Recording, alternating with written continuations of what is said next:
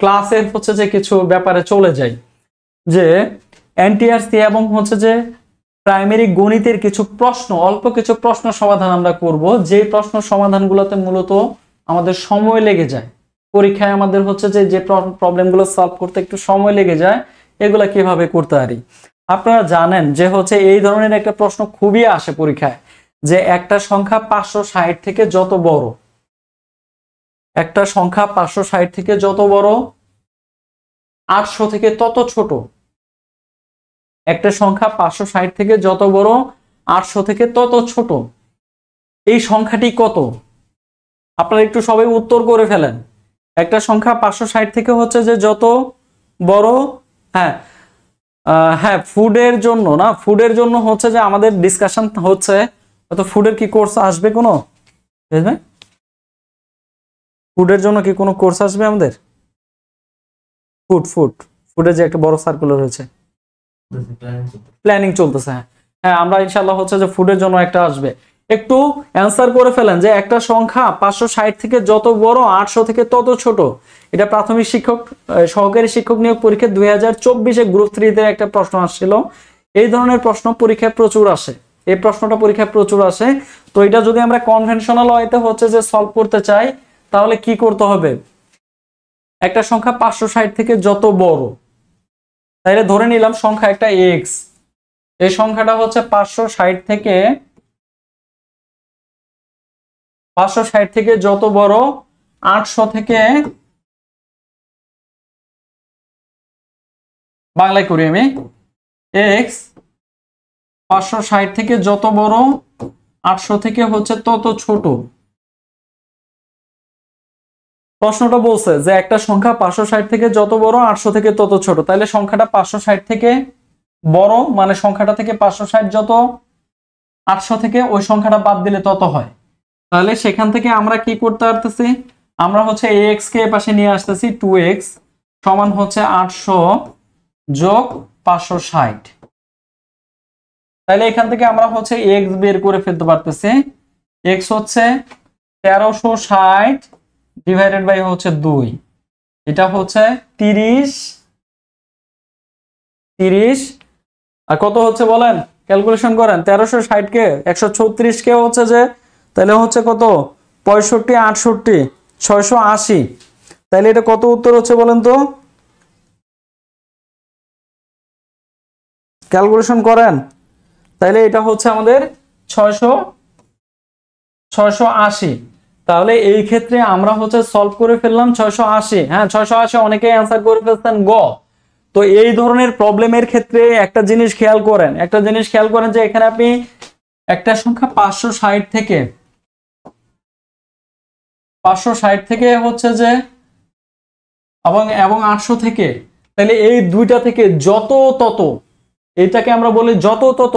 এই যত ততের যদি কোনো ম্যাথ থাকে, যত তত, যত বড় তত ছোট, তত ছোট যত বড়, এই ধরনের যদি ম্যাথ থাকে, তাহলে এটা আমরা ডিরেক্ট করি কি, আমরা হচ্ছে যে ডিরেক্ট করি, যত ততের ম্যাথ থাকলে ডিরেক্ট করি যে এই যে 560 এবং 800, এই 560 এবং হচ্ছে যে 800 কে যোগ করে দেই, যোগ করে 2 দ্বারা ভাগ করে দেই। তাহলে একটা সংখ্যা হচ্ছে যে 560 থেকে যত বড়, 800 থেকে যত ছোট, এই সংখ্যাটা কত? সংখ্যাটা হচ্ছে যে 560 যোগ 800, এই দুইটার যোগফল ডিভাইডেড বাই 2, এটা হচ্ছে 680। আপনারা অলরেডি অ্যান্সার করে ফেলছেন। তাহলে এই ধরনের ম্যাথগুলোকে হচ্ছে যদি আমরা প্র্যাকটিসে রাখি, আমরা ইজিলি এই ম্যাথগুলো সলভ করে ফেলতে পারবো। তারপরে দেখেন আরেকটা হচ্ছে যে প্রশ্ন আসে, এটা 2019 সালের হচ্ছে শিক্ষক নিবন্ধন, প্রাথমিক সহকারী শিক্ষক নিবন্ধনে আসে, 2019-এর শিক্ষক নিবন্ধনের একটা প্রশ্ন। এই প্রশ্নে বলছে যে দুইটা ক্রমিক সংখ্যার হচ্ছে বর্গের অন্তর 23, সংখ্যাদ্বয় কত? একটু বলে ফেলেন, দুইটা ক্রমিক সংখ্যার হচ্ছে বর্গের অন্তর যদি 23 হয়, তাহলে সংখ্যাদ্বয় কত? একটু কমেন্ট করে ফেলেন। তানজিব ইসলাম সুজল, শিমু চৌধুরী, শাম্মী জাহান নূপুর আমাদের সাথে অনেকেই আছেন, কমেন্ট করতেছেন। আপনি একটু কমেন্ট করে ফেলেন যে এটা উত্তর কত হবে। দুইটা সংখ্যার বর্গের অন্তর 23, সংখ্যাদ্বয় কত? ক্রমিক সংখ্যার একজন বলছেন 11 12, আমরা যদি এটাকে হচ্ছে যে নরমাল নিয়মে করতে চাই তাহলে আমরা কিভাবে করব? একটা সংখ্যা হচ্ছে x+1 হলে আরেকটা হলো হচ্ছে x, কারণ দুইটা হলো ক্রমিক সংখ্যা। বলছে দুইটা ক্রমিক সংখ্যার বর্গের অন্তর হচ্ছে 23। তাহলে এটাকে হচ্ছে যে যদি আমরা সলভ করি x² 2x + 1 - x² ইকুয়াল হচ্ছে 23। এই x² কাটা 2x সমান হচ্ছে 22, x সমান হচ্ছে 11, x সমান 11। তাহলে আপনি একটা সংখ্যা ধরছিলেন x, তাহলে x সমান হচ্ছে অলরেডি পাইছেন 11, আরেকটা সংখ্যা ধরছিলেন x+1 অর্থাৎ 11 + 1 12। অলরেডি অনেকে উত্তর করে ফেলছেন 11 12। হ্যাঁ 11 12। তাহলে এটাকে আমরা যদি হচ্ছে ভেঙে করি তাহলে এইভাবে করব, কিন্তু আমরা আরো অন্যভাবে করতে পারি। যদি এরকম থাকে যে দুইটা ক্রমিক সংখ্যার বর্গের অন্তর দেওয়া থাকে তাহলে আমরা বলতে পারি হচ্ছে বড় সংখ্যাটি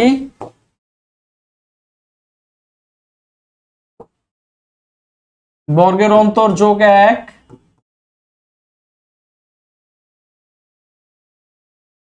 1 ডিভাইডেড বাই হচ্ছে 2, আর ছোট সংখ্যাটি হচ্ছে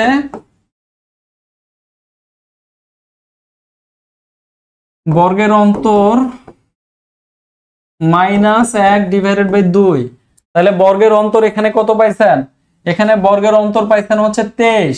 তাহলে এখান থেকে যদি আমি সলভ করি 23 + 1 ডিভাইডেড বাই 2, তাহলে বড় সংখ্যা হচ্ছে 12, আর এটা ছোট সংখ্যা বর্গের অন্তর 23, ছোট সংখ্যা 23 - 1 ডিভাইডেড বাই 2, তাহলে 22 ডিভাইডেড বাই 2 হচ্ছে 11।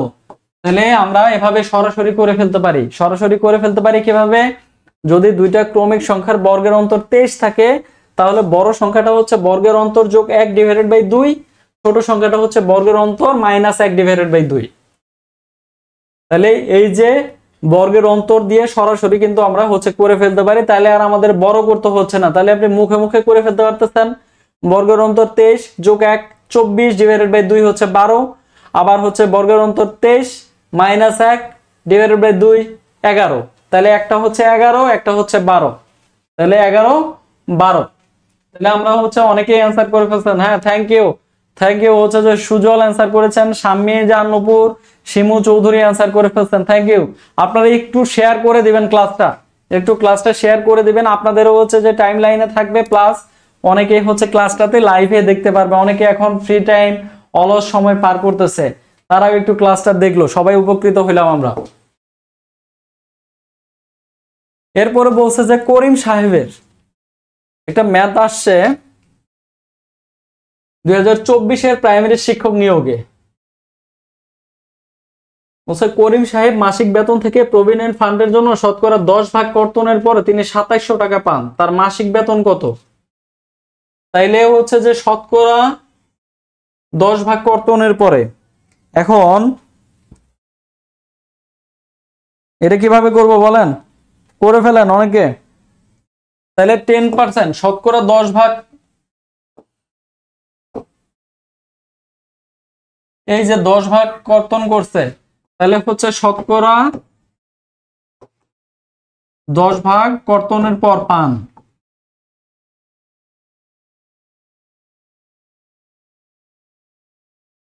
কত টাকা পান? তিনি 100 টাকা থেকে 10 ভাগ কর্তন করলে হচ্ছে তিনি 90 টাকা পান। তাইলে তিনি আসলে যখন 90 টাকা পান তখন তার বেতন হচ্ছে কত টাকা? অরিজিনাল বেতন ছিল 100 টাকা না কাটলে। তাইলে যখন 90 টাকা যখন পান, 90 টাকা পেলে বেতন হচ্ছে 100, বেতন 100। তাহলে 1 পেলে বেতন কত? 100 ডিভাইডেড বাই হচ্ছে 90। তাহলে পান তিনি কত? তিনি পান হচ্ছে 2700। তাহলে হচ্ছে যখন 2700 পান তখন বেতন কত হবে? তখন হবে 100 গুণন 2700 ডিভাইডেড বাই হচ্ছে 90। এখানে হলো 30। তাহলে হচ্ছে 30 × 100 হচ্ছে 3000 টাকা। তাহলে তিনি মাসিক হচ্ছে 3000 টাকা বেতন পান। 2970 না, শিমু চৌধুরী ভুল হয়েছে মনে হয়, 2970 না, তিনি শাম্মী জাহান্নপুর, হ্যাঁ 3000 টাকা। তাহলে তার অরিজিনাল বেতন কত? অরিজিনাল বেতন হচ্ছে 3000, কারণ তিনি 10% হচ্ছে কেটে রাখছে। তাহলে তিনি 90 টাকা যখন পায় তখন তার বেতন কত? আসলে অ্যাকচুয়াল বেতন তার 100 টাকা। তাহলে 90 টাকা যখন বেতন পান তিনি, তার তখন বেতন হচ্ছে 100 টাকা। 1 টাকা যখন তখন 100/90। তারপরে যখন তিনি হচ্ছে 2700 টাকা বেতন পান তখন তিনি হচ্ছে আসলে অ্যাকচুয়াল তার বেতন হচ্ছে 3000 টাকা। শিমু চৌধুরীর একটু 3000 টাকা হবে। একটু ক্যালকুলেশনটা হচ্ছে যে সে ঠিক করে করবেন, তাহলে হচ্ছে যে হয়ে যাবে। আশা করি বুঝতে পারছেন। এরপরে তাহলে আমরা হচ্ছে যে এটা একটা ম্যাথ দেখলাম। এখন এখন একটা প্রশ্ন আসে, পরীক্ষায় প্রচুর আসে এই প্রশ্নটা, পরীক্ষায় এই প্রশ্নটা প্রচুর আসে। হ্যাঁ, শেয়ার ডান। হ্যাঁ, thank you, thank you Sujal, thank you. আমি সবার কাছ থেকে একটু শেয়ার চাচ্ছি, সবার কাছ থেকে। শিমু চৌধুরী একটা শেয়ার হয়ে যাবে, তারপরে হচ্ছে এখানে হ্যাঁ সুজল শেয়ার করে দিয়েছেন, আরো হচ্ছে যারা আছেন আমি সবার কাছ থেকে। হ্যাঁ জি স্যার বুঝছি। হ্যাঁ শিমু চৌধুরী একটা শেয়ার দিতে হবে, একটা টাইম লাইনে রেখে দিতে হবে ক্লাসটা। একটু সবাই শেয়ার করে দেই, তাহলে হচ্ছে যে আরো যারা আছে তারা ক্লাসটা হচ্ছে দেখতে পারবো। এখন দেখেন, এই যে একটা প্রশ্ন আছে, 1500 টাকা 2500 টাকার হচ্ছে যে কত শতকরা কত? 15 টাকা 25 টাকার শতকরা কত? 15 টাকা 25 টাকার শতকরা কত? এটা কিন্তু পরীক্ষায় এই টাইপের ম্যাথ আসে, এই টাইপের ম্যাথ আসে, ছোট ম্যাথ, এই টাইপের ম্যাথ আসে পরীক্ষায়। করে ফেলেন, করে ফেলেন, একটু করে ফেলেন। হ্যাঁ, 15 টাকা 25 টাকার শতকরা কত?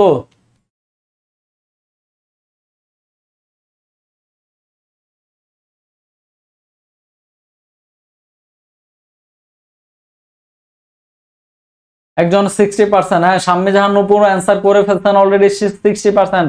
আমি সকলের অ্যান্সার চাচ্ছি, যারা ক্লাসে আছি, লাইভ ক্লাসে আছি, একটু অ্যান্সার করে ফেলতে হবে, অ্যান্সার করে ফেলতে হবে। কত পার্সেন্ট? 15 টাকা 25 টাকার শতকরা কত? 15 টাকা 25 টাকার শতকরা কত?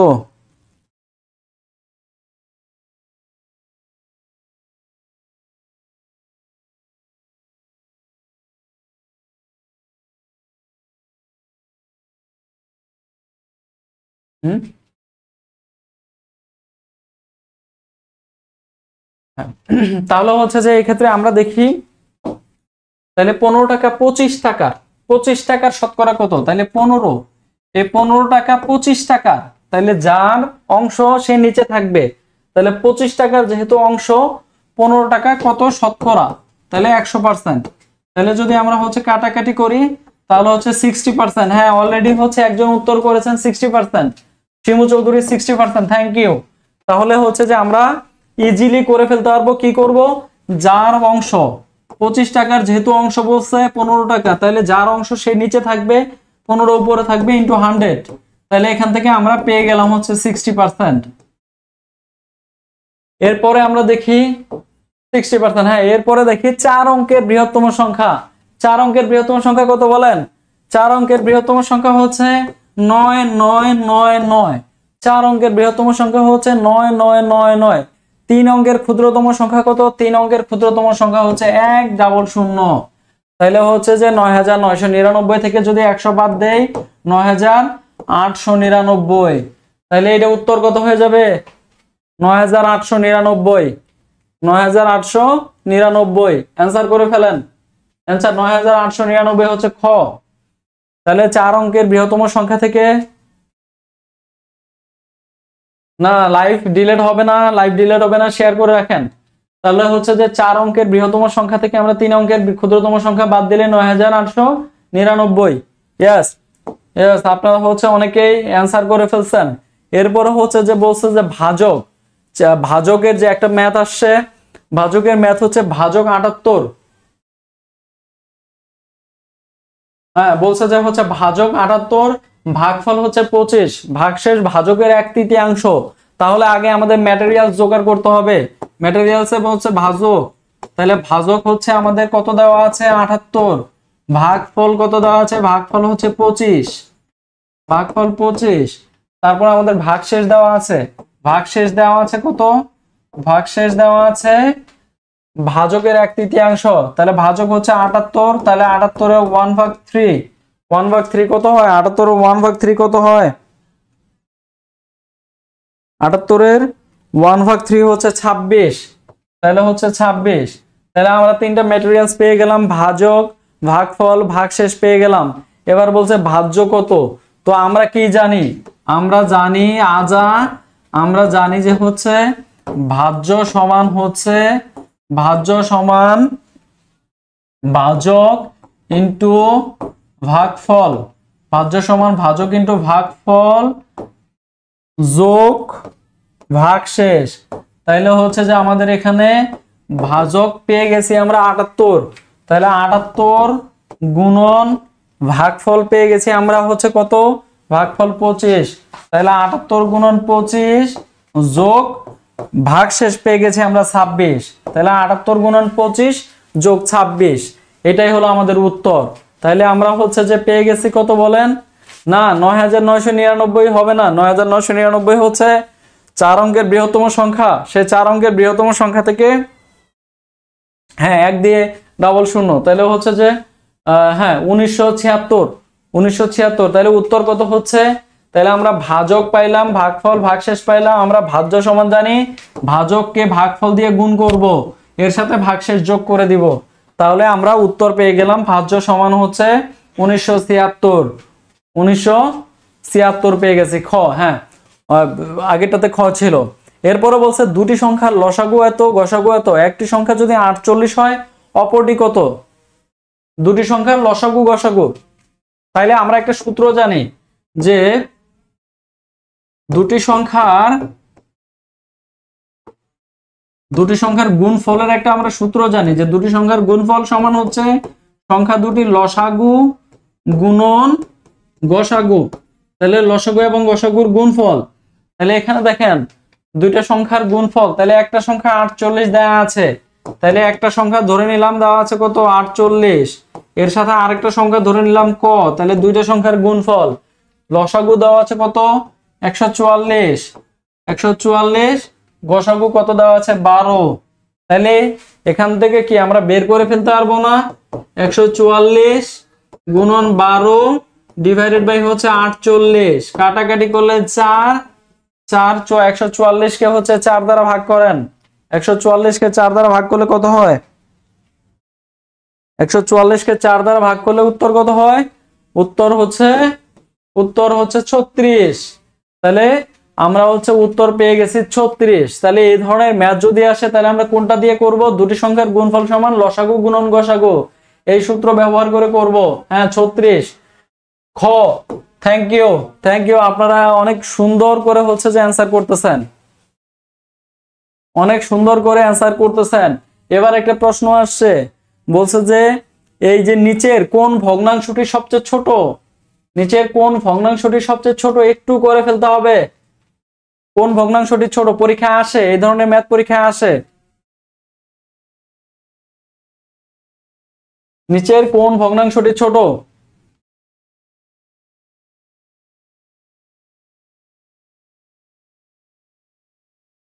এই ধরনের ম্যাথ পরীক্ষা আসে। দেখেন এই ক্ষেত্রে আমরা যেটা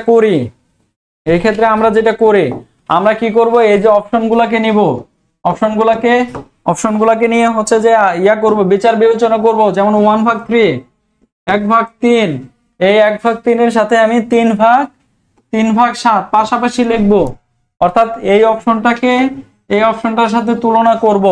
আমরা আর গুণন করব, 7 আর 1 গুণ করলে হচ্ছে যে এখানে কত পাবো, এখানে পাবো হচ্ছে 7 গুণফল, আর গুণ করলে হচ্ছে যে 7, আর এখানে 3 আর 3 আর গুণ করলে হচ্ছে 9। তাহলে 9 এর মধ্যে যেহেতু 7 হচ্ছে ছোট, 9 এর থেকে ছোট, তাহলে এই যে 7 এর পাশের যে ভগ্নাংশটা সেটা হচ্ছে এই দুইটার মধ্যে ছোট। তাহলে 1/3 হচ্ছে কার থেকে ছোট, 3/7 এর থেকে ছোট। কি বললাম, প্রথমে দুইটা ভগ্নাংশকে পাশাপাশি লিখলাম, আর গুণ করলাম, 7 × 7, 9 3 × 9, যেটা ছোট সে ভগ্নাংশটাও ছোট, যেহেতু 7 9 এর থেকে ছোট, তাই 7 এর পাশে যে ভগ্নাংশটা 1/3 ছিল সেটা 3/7 থেকে ছোট।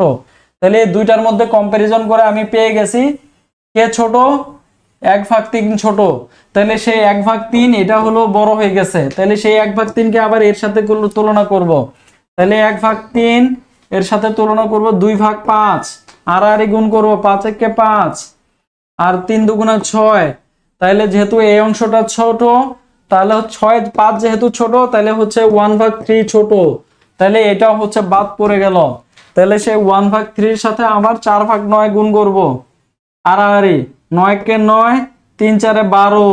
তাহলে যেহেতু এটা ছোট 9 ছোট, তাহলে আলটিমেটলি 1/3 হচ্ছে সবচেয়ে ছোট। তাহলে এই সংখ্যাগুলোর মধ্যে হচ্ছে 1/3টা সবচেয়ে ছোট। হ্যাঁ, অ্যান্সার অলরেডি অনেকে অ্যান্সার করে ফেলছেন, আপনাদের প্রিপারেশন খুবই ভালো। এই প্রিপারেশনটাকে ধরে রাখতে হবে, সঠিক গাইডলাইন লাগবে। আপনাদের এখন দরকার যেটা, সেটা হচ্ছে সঠিক গাইডলাইন। সবসময় দেখবেন যে হচ্ছে যে বাজারে প্রচুর ওষুধ পাওয়া যায়, ফার্মেসিতে গেলেই হচ্ছে অ্যান্টিবায়োটিকের অভাব নাই, বললেই হাজার হাজার অ্যান্টিবায়োটিক বের করে দিবে, কিন্তু আপনি সেই অ্যান্টিবায়োটিক কিন্তু এমনিতে খান না। আপনি যান একজন ডাক্তারের কাছে, ডাক্তারের পরামর্শ নেওয়ার পরে কিন্তু হচ্ছে যে আপনি অ্যান্টিবায়োটিকটা সেবন করেন। বা অনেক সময় দেখা গেল বড় একটা অসুখ, আপনি হচ্ছে ছোট এক নাপার দ্বারা হচ্ছে যে আপনি সুস্থ হয়ে গেলেন। তাহলে সেই ক্ষেত্রে আপনাকে যে বিষয়টা হচ্ছে মাথায় রাখতে হবে, সেটা হচ্ছে কি প্রপার গাইডলাইন। এই গাইডলাইনটা হচ্ছে দরকার, যেটা আমি মনে করি, আমি হচ্ছে যে অ্যাসিউর দিতে পারি, যেটা সাফল্য একাডেমি থেকে আপনারা পুরোপুরি শতভাগ পাবেন। কারণ সাফল্য একাডেমি এখন পর্যন্ত একমাত্র হচ্ছে যে প্ল্যাটফর্ম যারা শতভাগ বিসিএস ক্যাডার দিয়ে হচ্ছে ক্লাস নেয়। মাহমুদ স্যারের হচ্ছে সেম ফর্মুলা, মাহমুদ স্যারও হচ্ছে সেম ফর্মুলা দিয়ে হচ্ছে যে ক্লাস নেন। এই যে ম্যাথের যেটা হচ্ছে যে এই ভগ্নাংশের যে ব্যাপারটা, এটা খুবই সহজ। এটা কম্পারিজন করলে আপনি সবচেয়ে বড় ভগ্নাংশ, সবচেয়ে ছোট ভগ্নাংশ খুব সহজে বের করে ফেলতে পারবেন। তাহলে আমরা আশা করি যে হচ্ছে যে সাফল্য একাডেমি আপনাদের সাথে থাকবে, আপনারা হচ্ছে যে সাফল্য একাডেমির সাথে থাকবেন। এরপরে দেখি তারা আমাদের পরবর্তী প্রশ্নটা কি আছে। এখন দেখেন, এই ধরনের প্রবলেম হচ্ছে যে পরীক্ষায় প্রচুর আসে, যে নিচের কোন সংখ্যাটি হচ্ছে যে একটা মৌলিক সংখ্যা, নিচের যে সংখ্যাগুলো আছে সংখ্যাগুলোর মধ্যে কোনটি হচ্ছে মৌলিক সংখ্যা। তো এক্ষেত্রে আমরা কি করব, এক্ষেত্রে সবসময় একটা জিনিস মনে রাখবেন, আপনি শুরুতেই হচ্ছে চেকিং এ চলে যাবেন। আপনি চেক করবেন হচ্ছে ছোট ছোট সংখ্যা দ্বারা, যেমন 2 একটা মৌলিক সংখ্যা, 3 একটা মৌলিক সংখ্যা, তারপরে 5, 7, তারপরে 11। মূলত এই 5টা মৌলিক সংখ্যা দিয়ে আপনি হচ্ছে চেক করবেন। চেক করলে আপনি সহজে হচ্ছে সলভ করে ফেলতে পারবেন। ধরেন 2, এই যে 2 দ্বারা যে সংখ্যাটা ভাগ করা যায়, মৌলিক সংখ্যা মানে কি? মৌলিক সংখ্যা মানে হচ্ছে নিঃশেষে বিভাজ্য হবে না।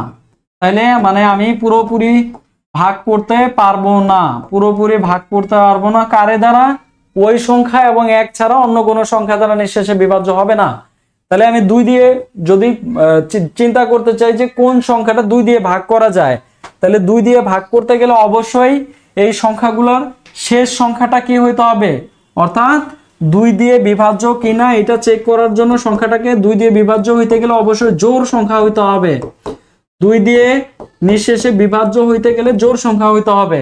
যেহেতু এখানে কোনো জোড় সংখ্যা নাই, তাই আমি ওটা নিয়ে কোনো চিন্তাই করব না। এরপরে চলে যাব আমি হচ্ছে 5 দিয়ে, আমি 2 কে কাউন্ট করলাম অলরেডি। এরপরে আমি চলে আসলাম 5 দিয়ে ভাগ করতে গেলে হচ্ছে একক যে সংখ্যাটা, একক অঙ্কটা, এই যে একক অঙ্কগুলা, এই একক অঙ্কগুলা হচ্ছে 5 হইতে হয়। এই অঙ্কগুলা 5 অথবা 0 হতে হয়। একক অঙ্কগুলা 5 অথবা 0 হতে হয়। যেহেতু এখানে 5 অথবা 0 নাই, সো 5 নিয়েও আমার কোনো সমস্যা নাই। এরপরে যেটা আসবে সেটা হলো 3 দিয়ে। তাহলে 3 দিয়ে বিভাজ্য কিনা সেটা কিভাবে চেক করব? সেটা চেক করার জন্য যেটা করব সেটা হচ্ছে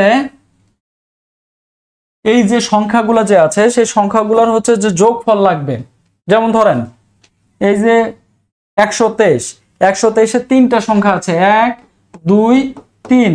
এই 3টা সংখ্যার যোগফল কত? 6। তাহলে এই 6 কে হচ্ছে যে যদি এই যোগফলটা যদি 3 দ্বারা ভাগ হয়, দেখেন 6 কে 3 দ্বারা ভাগ করা যায়, যোগফলকে 3 দ্বারা ভাগ করা মানে এই সংখ্যাটাকেও 3 দ্বারা ভাগ করা যায়। তাহলে এটা বিভাজ্য হইলে এটা মৌলিক সংখ্যা হইতে পারবে না। তাহলে এটা আমি বাদ দিয়ে দিলাম, চেক অলরেডি আমার কাজে লাগা শুরু করছে। তারপরে দেখেন 117 করেন, 1 1 7। তাহলে এই তিনটাকে যোগ করেন, 1 যোগ 1 যোগ 7 সমান হচ্ছে 9। 9 কে যেহেতু 3 দ্বারা ভাগ করা যায়, তাহলে 117 কেও হচ্ছে যে 3 দ্বারা ভাগ করা যাবে, সো এটা মৌলিক সংখ্যা হইতে পারবে না। তারপরে এই 91 আর 101 আসতেছে। এখন এই যে যখন আপনি 7 দিয়ে ভাগ করতে যাবেন, 7 দিয়ে ভাগ করার আরেকটা সুন্দর কৌশল আছে। তাহলে 3 দিয়ে ভাগ করার কৌশল কি, অঙ্কগুলো যোগ করব, যোগ করে যদি যোগফলটা 3 দ্বারা বিভাজ্য হয়, সংখ্যাগুলো 3 দ্বারা বিভাজ্য, এই কথাটা মনে রাখবেন।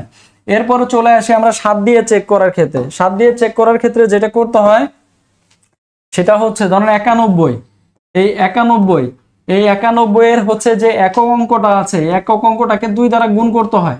তাহলে 2 দ্বারা গুণ করলে হচ্ছে 2 হয়। সে 2টাকে হচ্ছে যে আপনি কি করবেন, এই যে প্রথম যেটা আছে সেটা দ্বারা হচ্ছে মাইনাস করে দিবেন। তাহলে 9 থেকে 2 মাইনাস করলে হচ্ছে 7। তাহলে এই যে 7টা পাইলেন, সেই 7টা 7 দ্বারা বিভাজ্য। তাহলে 7 দ্বারা যেহেতু বিভাজ্য, তাহলে এই 91ও হচ্ছে 7 দ্বারা বিভাজ্য, মানে এটা মৌলিক সংখ্যা হইতে পারবে না। তাহলে থাকলোই মাত্র একটা 101।